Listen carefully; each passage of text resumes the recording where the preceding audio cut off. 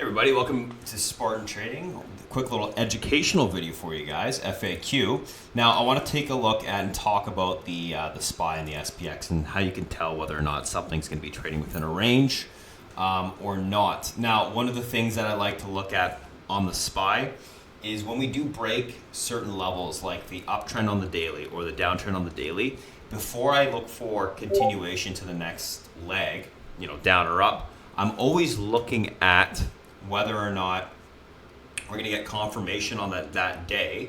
And typically confirmation is going to be a retest of that break. So in this case, SPY, I was bullish leaning out the gate if the pivot held, and we did end up grabbing SPX calls today. But why? Why was the reason for that? Well, the market did break that downtrend, or back below that downtrend on the daily, and this uptrend in the short term. Now, when we get an uptrend break or a downtrend break on the daily, I typically look for retests of that level. And in this case, we did break that uptrend, and we're pushing back to it right now and retesting that line.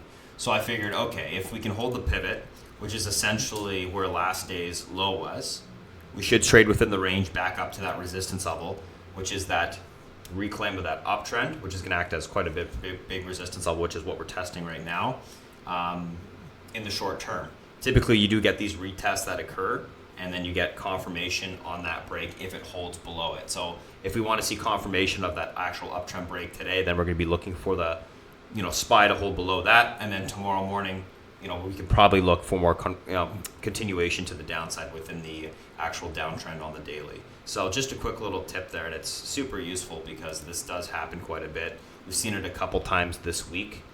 Especially, when we got these downtrend breaks. Originally, you had the downtrend break. Next day, you would come back, retest it. It would hold that level. You get continuation the next day. Then you had some failure that occurred at this range high. And then, of course, now we have this uptrend break and a retest of that level. So it's just a good way to look at the bigger picture and be able to navigate what's going on the SPY or the SPX in the short term.